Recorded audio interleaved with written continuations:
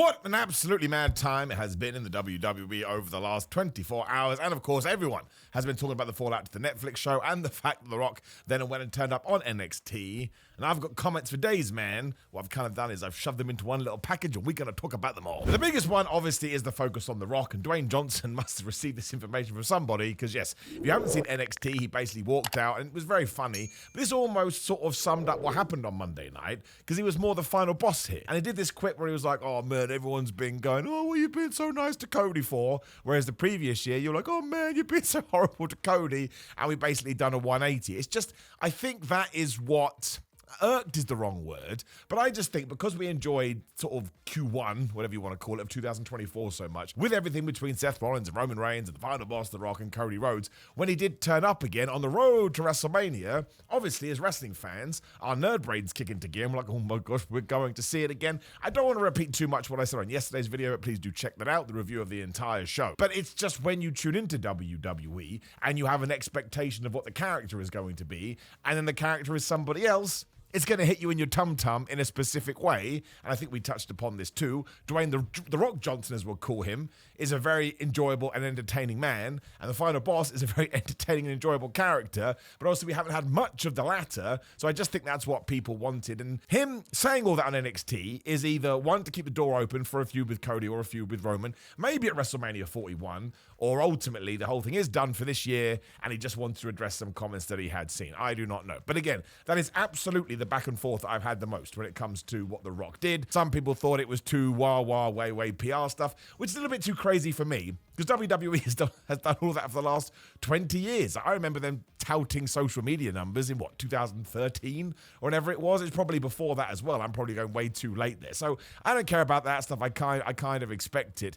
And they did kind of get out of the way to the start of the show. Like Michael Cole had a few things to say, but again, he's always fed those kind of lines, and that's been going on since the Vince McMahon days, although I'm sure Vince McMahon threw a few F-bombs in there as well. But I kind of feel like the overall takeaway to the show really depends on who you are as a wrestling fan.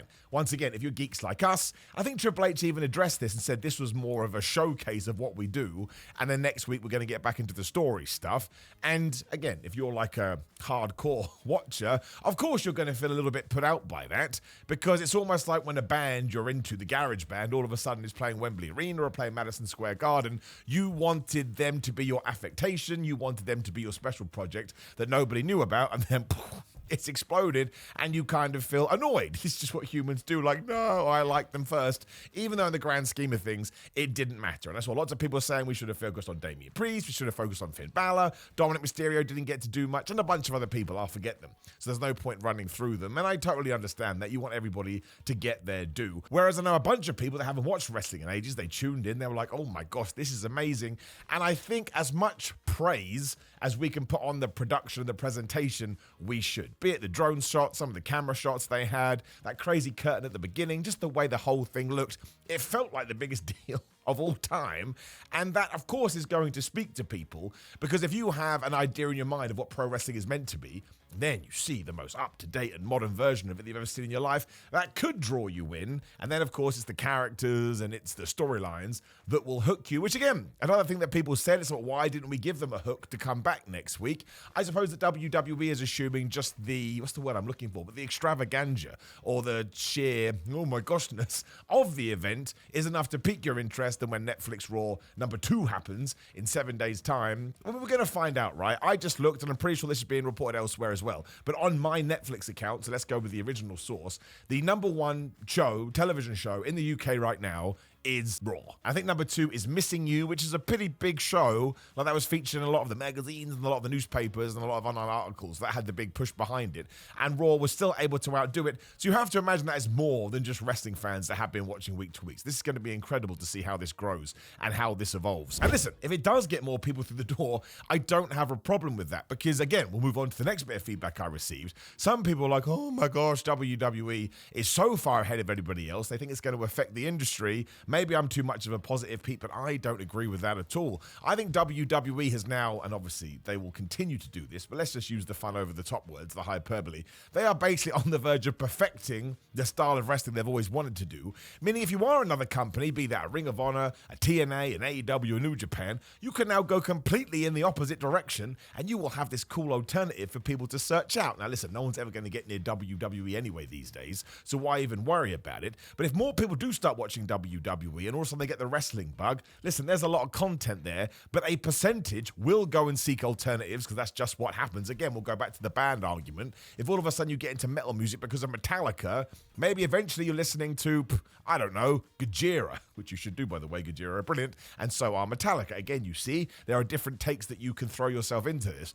But I think AEW can absolutely capitalize on this, should they so wish. I don't even want to be that guy that compares them because I think it's ridiculous, but again, a lot of people sent me that kind of stuff. Oh my gosh, it's the beginning of the end, and I disagree. I think, hopefully, it makes wrestling mainstream again for a while. You can kind of argue it's heading that direction in 2024, but to tie in our points, that's why I'm sure The Rock did what he did do. He was presenting the persona, the personality that people are used to, whether they watch him on Instagram or some of the interviews that he does in his other walks of life, and it's probably someone they can digest a bit better, because I can understand this. I can understand if you turned on, all of a sudden Dwayne Johnson is going, oh man, flub you, I'm going to kill your mother and make you bleed.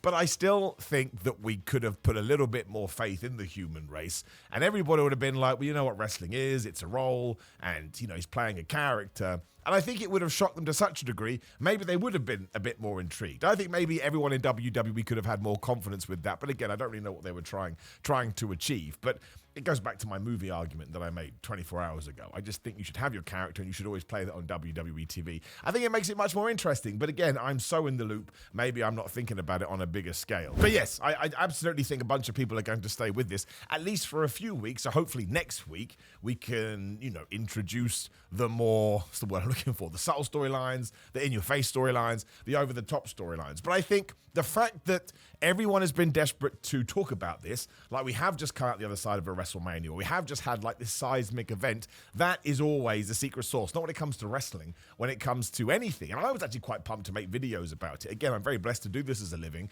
but I wanted to see what other people's takes were. I wanted to get their opinions. I wanted to listen to more podcasts than I would do usually, because everybody has sort of seen it in a different way. I think probably again, I'm repeating myself, but I think the main one is people feel like it was a show for mainstream casuals, and how dare we do this? Let's stab everyone with pitchforks. But because wrestling does go on 52 weeks a year, I really need to see where we are at the end of January. And listen, we do have that tribal chief acknowledgement ceremony on the 27th. Maybe The Rock is going to do something there, and we are going to get something at WrestleMania. I don't know. The main event, by and large, I think has been well received, and I think it should have been Seth Rollins versus CM Punk. I watched it again, because again, I'm a massive loser. I just loved the way that they approached it. It didn't feel like a WWE main event I can think of in recent memory, mostly because Bad Blood should have been main evented by the Hell in a Cell match. Then I would take that back. But again, that is still what we showcased in our main event. So if you have no prior acknowledgement of WWE or the type of matches you put on, maybe you think every main event is like this blood feud between two people that hate each other. I just think it was a proper sort of old school traditional wrestling match, in the sense that both Punk and Rollins quite clearly laid it in to give you the impression that they don't like each other. Man, I've watched that final GTS a couple of times now. I think it smacked Seth Rollins right in the face. I think a lot of people are quite disappointed with Drew McIntyre and Jey Uso as well, but that to me just kind of felt like we'll get these two people on the show because we do consider them major stars. And whatever we do now, again, we can kind of fall back into the pattern next week. I didn't mind it. I probably would have preferred it if Drew won, but I love Jey Uso. Again, I say this all the time. I want him to be my best friend, and we got that entrance in there. Let's not pretend otherwise. Somebody sat down and like, we need a mega super duper whooper entrance for this Raw on Netflix, hence why you got all the drones, hence why he came out with Travis Scott smoking a blunt. That can be his unlockable character in the next WWE 2K game. But that was a real moment. And again, given how a lot of people will respond to wrestling the first time they see it, they'll enjoy the match, but what they talk about is that entrance. They go on and on and on about it, which I totally understand. It was something special. And that's why Rhea Ripley won that championship too. Now, Rhea Ripley is somebody, I don't want to overcook the pudding here, but often fans that I know that used to be fans, also know as a lapsed fan, we could have probably just called it that, often discover Rhea Ripley on Instagram or TikTok, and then they message me because they know I'm a massive geek, and they're like, oh, tell me about this Rhea Ripley. Again, she has that crossover appeal. So when you all of a sudden you know that hopefully millions more, potentially, again, I'm making up numbers here, are going to watch your show, her winning one of the biggest women's championships you have just tells you, you should be interested in this person. And that's why we did the Undertaker thing as well. Now, did I think that was a little bit silly? Yes. But can I also understand it? Yes. And I always like to look at it from the human point of view. I don't know Rhea Ripley's real name. I assume it's not Rhea Ripley. It's too good of a wrestling name. But I would presume that was probably the highlight of her life. I mean, she's like 28 years old. I don't want to give her the wrong age, but I'm pretty sure she's not even 30 yet.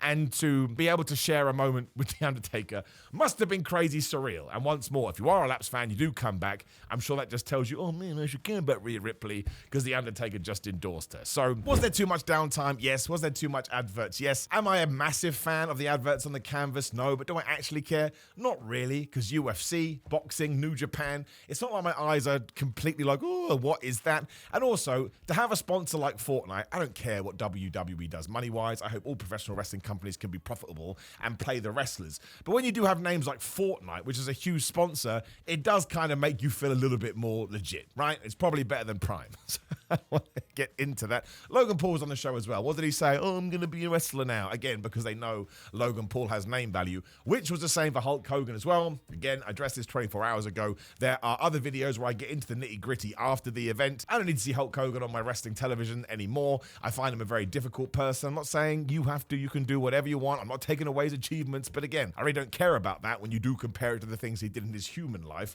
Once again, a terrible term. But he got booed. Out of all the things that has hit mainstream press, that's the one. So whatever WWE wants to do now is totally up to them. I've seen two different reports, both from absolutely nonsense places. One, WWE going to lean into this and make Hulk Hogan a heel. I will grow my hair back if that happens, and trust me, you don't want to see it. Or two, he's probably not going to appear in front of a live crowd anymore. And I would imagine we would go with that one. And I imagine it would be pretty smart. But I think, given the reaction to everything, even though I personally would have liked more of a Raw, and WWE, I don't want to say they didn't have confidence in their product, I just think they thought this was the best way to present it to brand new people. But I would have loved it if they had gone balls for a wall with a Raw that we had the week before or something like that. But I certainly don't think this has hurt anything, and I think right now WWE feels like it's on the cusp of becoming an even bigger deal than it was anyway. And eventually the spark will go out, eventually the fire will die down, because that's just how life works.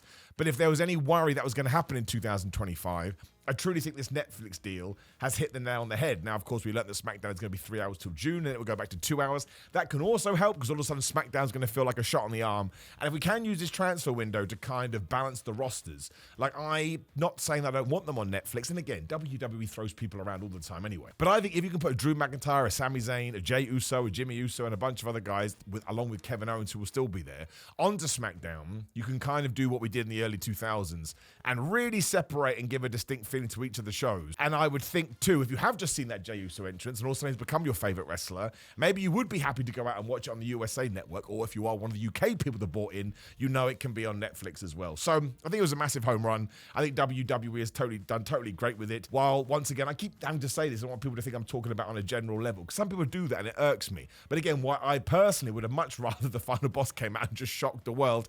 I can understand why they did it. And I thought The Rock going to NXT kind of drew a line under all of that. And listen to the reactions he gets. That is what wrestling is about. If people are buying into to that degree, you must have done something right. So I'm not going to moan about it too much. And also, I don't think he's working WrestleMania now. Again, this goes back to the video we did a few days ago, as I continue to repeat myself. But WWE is in a fine position either way. John Cena versus Cody Rhodes and Roman Reigns versus CM Punk, if you do want to make them your two WrestleMania main events, is arguably the best back-to-back Mania main events we've had ever since WrestleMania has gone to 2 days. I think WrestleMania 40 would push it a little bit.